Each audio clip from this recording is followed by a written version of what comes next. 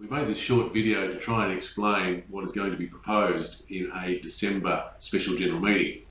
In 2016, the board agreed when the affiliation fee was brought into being that there would be a review within 3 years' time, and that was included in our constitution. Since that time, we have had a subcommittee of the board, as you'll be seen shortly, who have looked at whether the current fee system is appropriate and a fee system that we may be looking at going forward. That is based on predominantly pennant play.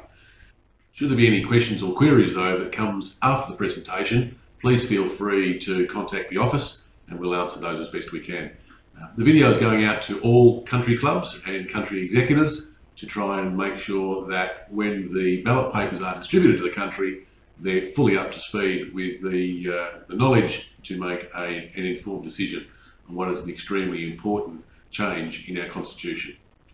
Again, any questions or queries, please feel free to contact the office at any time up until the distribution of the ballot papers, which will probably occur in mid to late October. Thanks very much. Just looking at the screen now, we've got a couple of past models which is important for us to give in context. The capitation model, which many would be familiar with. Of course, there was uncertainty from many clubs as to whom should be capitated. Certainly, Bowls Australia's rule of thumb is that if you use the green in any fashion 4 times or more during the course of the year, you should be capitated. Of course, that caused some problems with a number of clubs, country and metro, where predominantly social members were caught up into whether they should be capitated or not, and if they were, many would have left the club because of the excess fees. Obviously, there were errors of judgment along those lines and general dissatisfaction or lack of understanding from clubs.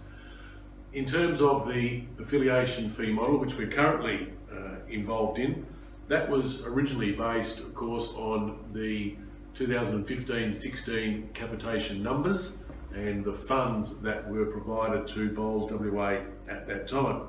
Unfortunately, a lot of the databases that were used by clubs were in fact incorrect, and there was quite a strong possibility that we found the last few years that clubs were been charging for members that may not have been at the club originally, or had certainly left, or even in some cases had in fact deceased. But that model would continue on by charging those individuals really ad infinitum into the future. Clearly also it didn't take into account club closures, because clubs were being charged their affiliation fee on the club as a whole rather than the prior capitation model where individuals being charged individually. So it takes us really to where we went to in late 2017. A committee was formed by the board. 2 of those members are in fact board members, Lisa Featherby and Larry Bandy.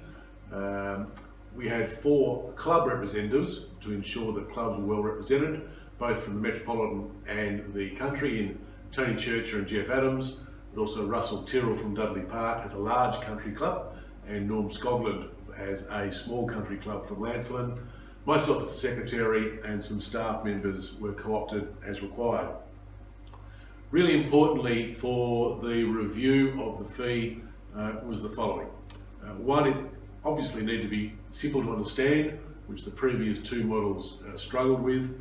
It needed to be fair and equitable to all parties, both Bowls WA and to our clubs, and most importantly it needed to be transparent. So Bowls WA knew the funds it was going to get, but also clubs were very well aware of what they were paying and why they were paying those funds.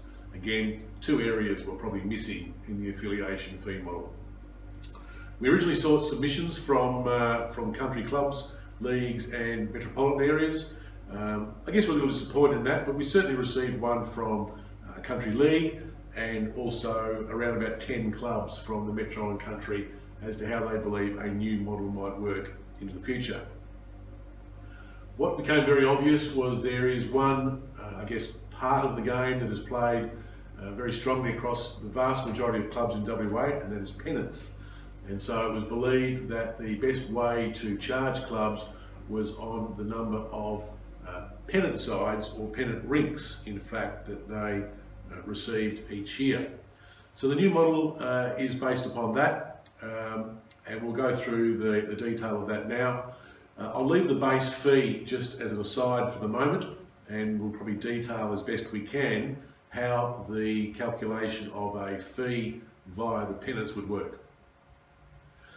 As we're aware, which you probably see on the screen now, and I'm using Brunswick as an example for a country club, what we'll be able to look at is work out the number of rinks that Brunswick would have used in the 2017-18 pennant season. We obviously know from Bowls Connect how many fixtures each of those sides would have played. And of course, in Western Australia, apart from some sides in the Lewin League, the vast majority of our teams play fours, and so they have 4 players per rink. So looking at step 1 as to how to calculate your particular affiliation fee, we can look at Brunswick. We can see that they had 6 sides last year. They had a number of sides that had 3 rinks. They played 14 games over the course of the year, and of course, as I mentioned, they each had 4 players on each of those rinks. So we can quickly ascertain what a total points score for Brunswick would be by multiplying each of those rinks by the 14 games they played by their 4 members, which gives them a total of 840 points. If we were to do that for all of our country clubs, and there are 128 of our country clubs that play pennants, then the total addition, if you like, of those is 66,012 points. The board of Bowls WA set their affiliation fee back at the board meeting in February, and the affiliation fee that was set for the country in total was $367,239, and that covered all of our country clubs. There was a base fee that was brought into the calculations as well, and I'll just go back quickly now to describe that base fee. Depending on what the points size per club is in the metro and the country, a base fee has been levied against each of the clubs, realising that every club receives some sort of assistance from Bowls WA.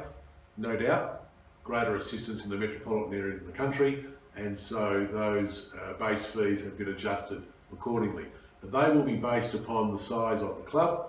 As you can see there in the country, from 0 to 500 points, you'll receive a base fee of $250, 501 to 1500 points, $750, and our larger country clubs over 1500 points, a base fee of $1,500. If we go back to the Brunswick example now, we can see there that all of the base fees from all of the country clubs total $58,250. If we take that from the total, we're left with $308,989, which is the total affiliation fees less the base that we've talked about.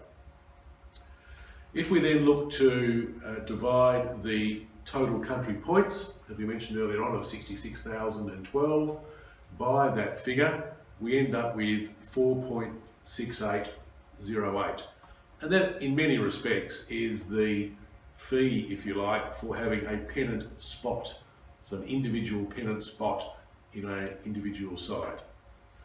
It is simply a matter now of multiplying your particular club's points by that amount, and that will give you a fee, in Brunswick's case, $3,932, which of course is their 840 points multiplied by that ratio. Adding in the Brunswick base fee of $750, because they fall within that mid-range category, and that would give Brunswick a total affiliation fee of $4,682. By way of interest, that fee that they were charged, in fact, in 2017-18 was $5,784. So Brunswick, in fact, would receive a lesser affiliation fee under the pennant model than they in fact paid last year. Remembering, of course, we're working on 2017-18 figures, as we know what those pennant nominations were. So there are clubs, no doubt, whose fee will slightly increase because they have a far greater pennant percentage of their members, whereas some clubs, like Brunswick, their fee will in fact go slightly down because not all of their members in fact play pennants. If we look into what is next in terms of the process that we would need to go through, clearly we're looking now to brief as many country clubs as we can to ensure that they're as up to speed as we can possibly get them prior to them having their ballot. We'll certainly take questions and queries from all clubs, and we will send this information out to all clubs between now and the middle of October. The notice of motion for the change, which is a necessary change to the Constitution, would simply be sent to country clubs for the special general meeting, as I mentioned earlier on, in fact it's early December. Country clubs, as would always be the case, will get a ballot, so they'll be able to vote either yes or no for the single notice of motion, and that will require 75% of all votes for clubs that vote to pass that notice of motion. Should the notice of motion fail to pass, then we'll continue on with the existing current affiliation fee model, which I think is readily accepted now is a little unfair to some clubs, particularly those ones where numbers have reduced over the last 3 years. In terms of when will we lock off the pennant calculations, as we can see, the club points will be calculated once the pennant allocations have been completed. We would hope that would be done by the 1st of October in 2019, and then once we've done that, they'll be loaded into, in that case, Bowls Connect or the new Bowls Link system, and clubs will be invoiced by mid-October. So country leagues will be asked to ensure that the Bowls Connect or Bowls Link system is uploaded with the pennant sides from the various clubs by the 1st of October. Wherever you are throughout the state, whether you're by yourself or you're with your mates, you gotta love the bolo. You could be in your 20s, you could be an old codger. Your name could be Shirley, your name could be Roger. Gotta love the bolo. There's something for everyone, it's just around the corner. And if you haven't been there, well I reckon you oughta get down to the bolo. Yeah, wherever you are in WA, stick your head in and say g'day. You gotta love the bolo.